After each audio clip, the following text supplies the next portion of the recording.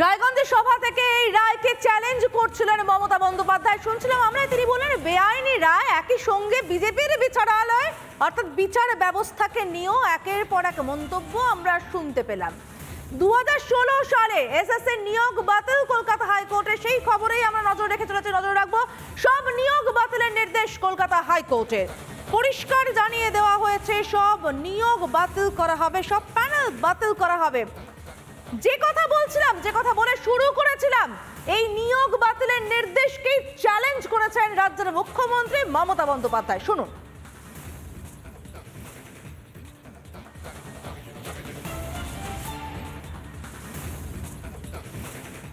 আমি যখন আজকে মিটিংয়ে আসছিলাম তার আগে শুনছিলাম,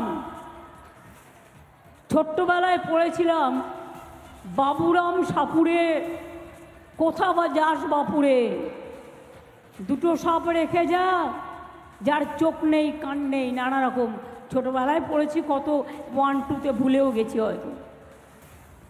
আমি এদের বলি বোমা ফাটাবেন, বোমা। কি বোমা? না তো 26,000 টিচারদের চাকরি চলে যাবে। আমিও বলে রাখি, আমরাও লড়ে যাব, লড়াই করব।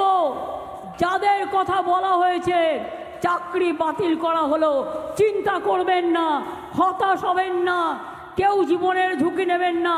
আমরা সবাই আপনাদের পাশে আছি এবং যতদূর লড়াই করার আমরা লড়াই করব। একজনকে দেখলেন না, বিজেপির হয়ে ভোটে দাঁড়িয়ে গেল, তার অর্ডার ছিল এটা। সুপ্রিম কোর্ট এটাকে একদম স্যাটিসফাইড করে দিয়েছিল, দিয়ে বলেছিল নতুন ডিভিশন বেঞ্চ করে আলোচনা হোক। আরে কাকে নিয়ে করবেন নতুন ডিভিশন বেঞ্চ? বিচারের বাণী নীরবে নিভৃতে কাঁদে, কতদিন আগে রবীন্দ্রনাথ ঠাকুর লিখেছিলেন। সবাই, আমি বিচারক নিয়ে বলছি না, রায় নিয়ে আমি বলতে পারি, এটা আমার অধিকার আছে। টোটাল রায়টাকে আমরা চ্যালেঞ্জ করছি। তার কারণ 26,000 ছেলে মেয়ে মানে প্রায় 1.5 লক্ষ 2 লক্ষ পরিবার। বলছে কি না 8 বছর তারা চাকরি করেছে, 4 সপ্তাহের মধ্যে সব টাকা ফেরত দিতে হবে। Is it possible? বলুন আপনারা যারা। মমতা বন্দ্যোপাধ্যায়ের বক্তব্য আমরা শুনলাম। একেবারে মঞ্চ থেকে নাম না করে প্রাক্তন বিচারপতি অভিজিৎ গাঙ্গুলিকে আক্রমণ। অভিজিৎ গাঙ্গুলি রিপাবলিক বাংলায় ঠিক 12টার সময় আমরা যখন খবর করছিলাম তখন তাকে আমরা পেয়ে যাই। অভিজিৎ গাঙ্গুলি সরাসরি পদত্যাগ চেয়েছেন মমতা বন্দ্যোপাধ্যায়। নৈতিক দায়িত্ব নিয়ে এবার কি সরে যাওয়া উচিত না মমতা বন্দ্যোপাধ্যায়, প্রশ্ন তুলেছেন তিনি। এবং একই সঙ্গে তার বক্তব্য, বয়কট করুন এবার মমতা বন্দ্যোপাধ্যায়কে। শুনুন। জোচ্চোর মিথ্যাচারী মমতা ব্যানার্জির পদত্যাগ দাবি করছি। তিনি যেভাবে শিক্ষিত এবং যোগ্য চাকরি প্রার্থীদের জীবন নষ্ট করেছেন এতদিন ধরে, একের পর এক মামলা সুপ্রিম কোর্টে নিয়ে গেছেন, তারপর সুপ্রিম কোর্ট 19টা মামলা এবং তারপরে তার সঙ্গে আরও অনেক মামলা যুক্ত হয়েছিল কলকাতা হাইকোর্টে জাস্টিস দেবাংশু বসাক এবং জাস্টিস সব্বর রশিদির ডিভিশন বেঞ্চে। এবং দীর্ঘদিন ধরে তাদের সব কোট আনকোট বিখ্যাত উকিলরা সেই মামলা লড়েছিলেন। আজকে হাইকোর্ট তার হাইকোর্টের উপযুক্ত একটা রায় দিয়েছে।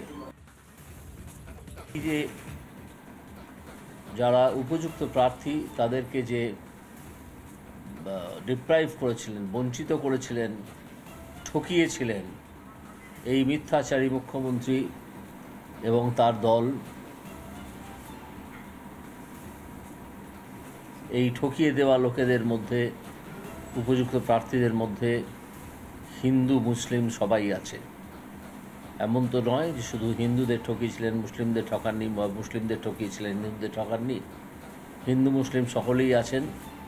সেই হিন্দু মুসলিম উভয় পক্ষেরই উচিত এই মমতা ব্যানার্জিকে সম্পূর্ণভাবে বয়কট করা। রায়গঞ্জের সভা থেকে এই রায়কে চ্যালেঞ্জ করছিলেন মমতা বন্দ্যোপাধ্যায়। শুনছিলাম আমরা, তিনি বললেন বেআইনি রায়, একই সঙ্গে বিজেপির বিচারালয় অর্থাৎ বিচার ব্যবস্থাকে নিয়েও একের পর এক মন্তব্য আমরা শুনতে পেলাম। 2016 সালে এসএসসি নিয়োগ বাতিল কলকাতা হাইকোর্টে, সেই খবরেই আমরা নজর রেখে চলেছি, নজর রাখবো। সব নিয়োগ বাতিলের নির্দেশ কলকাতা হাইকোর্টের। পরিষ্কার জানিয়ে দেওয়া হয়েছে সব নিয়োগ বাতিল করা হবে, সব প্যানেল বাতিল করা হবে। যে কথা বলছিলাম, যে কথা বলে শুরু করেছিলাম, এই নিয়োগ বাতিলের নির্দেশকেই চ্যালেঞ্জ করেছেন রাজ্যের মুখ্যমন্ত্রী মমতা বন্দ্যোপাধ্যায়। শুনুন।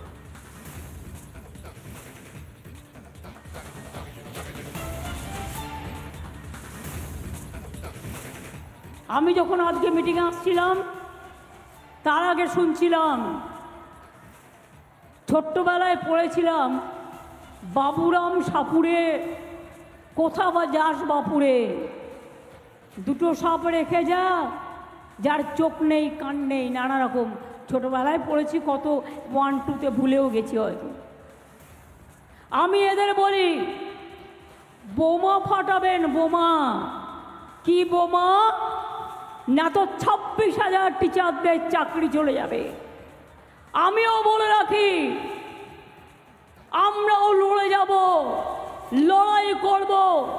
যাদের কথা বলা হয়েছে চাকরি বাতিল করা হলো, চিন্তা করবেন না, হতাশ হবেন না, কেউ জীবনের ঝুঁকি নেবেন না।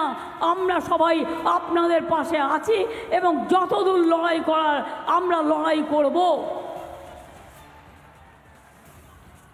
একজনকে দেখলেন না, বিজেপির হয়ে ভোটে দাঁড়িয়ে গেল, তার অর্ডার ছিল এটা।